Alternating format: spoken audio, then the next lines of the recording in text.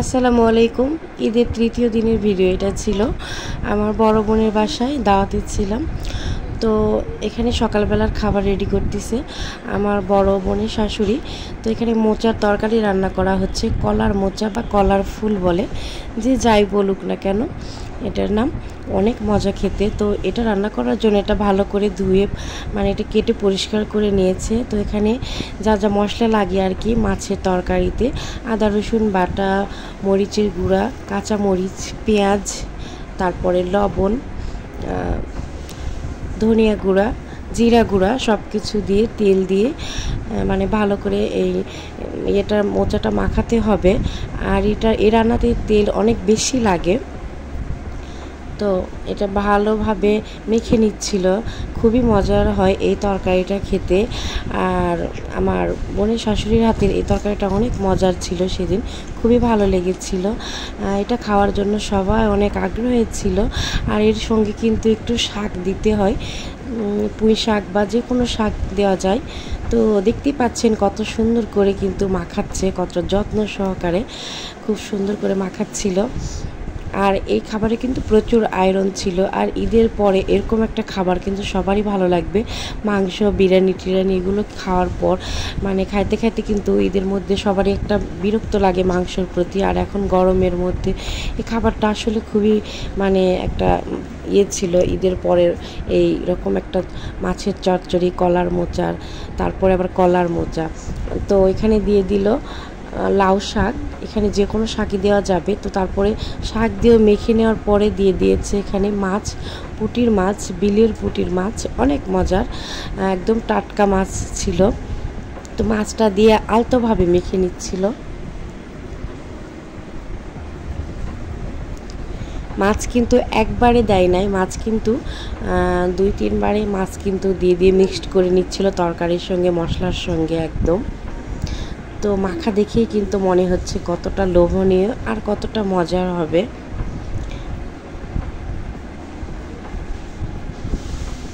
তো এই তো রেডি।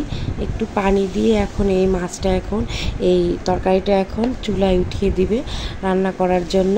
তো হাত ধুয়ে পানি দিবে, মশলার যে হাতে যে মশলাটা লেগেছিল তো সেই হাতটা ধুয়ে পানি দিয়ে দিবে। এই তো এটাতেই অনেক টেস্ট হয় বলে আগের লোকজন। তো এভাবে আর কি তরকারিটা মাখায় ভালোভাবে এটা দিয়ে দিল। খুব যত্ন সহকারে রান্নাটা করেছিল।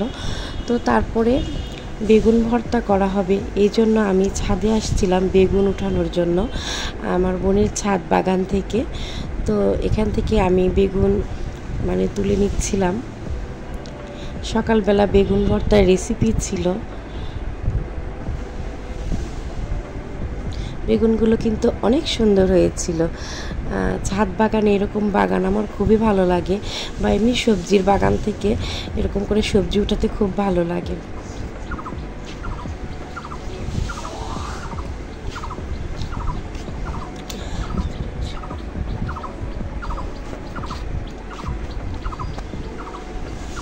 আমি একটু ভিডিও করে নিচ্ছিলাম, ছাদটা খুব ভালো লাগতেছিল। এই তো আমার সুন্দর বেগুন দুইটার চেহারা। তো এখানে তো তারপরে দেখলাম দুপুরের রান্নার জন্য সব কিছু রেডি করেও রাখতেছি এখন। এই তো কলার মোচার তরকারিটা একদম রেডি, পান্তা ভাত রেডি, আলু ভর্তা রেডি। সবাই খাওয়ার জন্য অধিক আগ্রহে বসে আছে। গরম ভাতও রান্না হয়েছে। তো ইনি ছিলেন আমার বড় বোনের আর কি ননদের জামাই। তো অনেক বাড়ির জামাই, এই জন্য একটু আদর যত্ন বেশি, এই জন্য পান্তা আর আলু ভর্তা দিয়ে দিয়েছে। আসলে গরম তো অনেক, তো এই জন্য পান্তা খেতে চেয়েছিল জামাই। তো রেখে দিয়েছিল পান্তা, আলু ভর্তা, বেগুন ভর্তা, সকালবেলার খাবার ছিল। আর ছিল মোচার তরকারি। আর আমার মেয়েটা তো খাবার বেলায় একদম অন্যরকম, মুখে দিয়েছি একবার একদম অন্যরকম ভাব করে, এটা কি দিছো আমাকে, আমি তো এটা খাই না মা। তো একদম প্লেট মুছে খেয়েছে, সেটা আমাকে দেখাচ্ছিল, সবাইকে দেখাতে বলতেছে দেখো কিভাবে খেয়েছি, একদম প্লেট মুছে খেয়েছি। তো তারপরে দুপুরে রান্নাবান্না শুরু হয়ে গেছে। তো এখানে পটল ভাজি হচ্ছে। আসলে দুপুরে মেহমান আছে, মেহমান বলতে আমরাই ছিলাম। আর তেমন কেউ ছিল না। তো আমরা মানে তো অনেক লোকজন ছিলাম আমরা। তো এখানে ছিল গরুর মাংস দিয়ে বুটের ডাল রান্না। তো আমি রেসিপিগুলো নিতে পারি নাই, কেননা ভিডিও করা সেভাবে সম্ভব হয় নাই সব সময়, এই জন্য।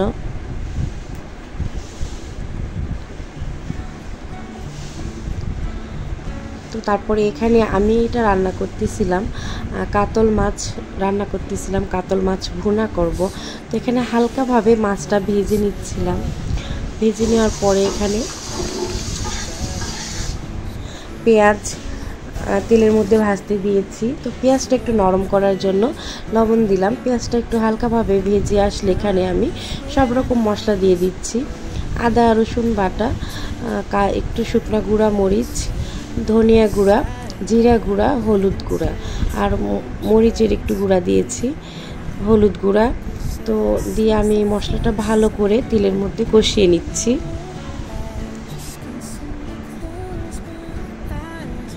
আমার ঠান্ডা লেগে গলাটা একদম মানে ইয়ে হয়ে গিয়েছিল, এই জন্য আমি কয়েকদিন ভিডিওটা আর কি দিতে পারি নাই। তো এখনও তেমন বেশি ভালো হয় নাই।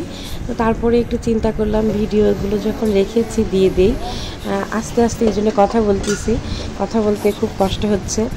তো তারপরে এখানে আমি মশলাটা কষানোর মধ্যে দিয়ে দিলাম পানি আর কাঁচামরিচ দিয়ে আমি ঢাকনা দিয়ে ঢেকে মশলাটা সুন্দর মতো কষিয়ে নিলাম। তো কষানো হয়ে গেলে আমি এখানে মাছগুলো দিয়ে দিব। আর যখনই মশলাটা তেলের উপরে চলে আসবে, মানে মশলার উপরে তেল চলে আসবে তখনই মনে করতে হবে মশলাটা কষানো হয়ে গিয়েছে। তো মশলাটা কষানো হওয়ার পরে আমি এখানে মাছগুলো দিয়ে দিলাম। মাছগুলো কিন্তু আমি হালকাভাবে ভেজে রেখেছিলাম। আর এই রেসিপির পুরো ভিডিওটা যদি ভালোভাবে দেখতে চান তাহলে কিন্তু আমার ফেসবুক পেজ অরিশ কিচেন পেজটা ফলো করতে হবে।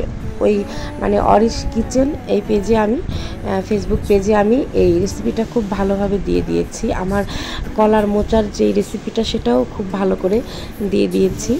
আমি এখানে তেমন বেশি এই রেসিপিটা আমি করি নাই ভিডিও। তো তারপরে তো পানি দিয়ে দিলাম, দিয়ে এখন পুরো রান্নাটা করে নিচ্ছিলাম। আর এখানে আমি অর্নিশাকে একটু মাছ ভাজি খেতে চাই। তো মনি মাছ, এই যে পুঁটি মাছগুলো ভেজেছিল, তো এটা ওকে খাওয়াচ্ছিলাম। তো এখানে রান্নাগুলো সব একদম কমপ্লিট। এই তো সুন্দরভাবে কাতলা মাছ ভুনা করেছি। আর এখানে টেবিলের সব খাবারগুলো, রান্না করা খাবারগুলো এখানে একদম মানে রেডি করে নেওয়া হচ্ছে, সবাইকে খাবার দেওয়া হবে। তো এই জন্য তো রান্না হয়েছিল এখানে সাদা পোলাও, বুটের ডাল, গরুর মাংস দিয়ে হাঁসের মাংস ভুনা, দেশি পাতি হাঁস একদম, গরুর মাংস, অনেক মজার মজার রান্নাই করেছিল। আর সব কিছু রান্না কিন্তু আমার বোন একা হাতে করেছিল, সঙ্গে আমার বড় বোনের ননদ অনেক হেল্প করেছিল। তো কেমন লাগলো কমেন্ট করে জানাবেন।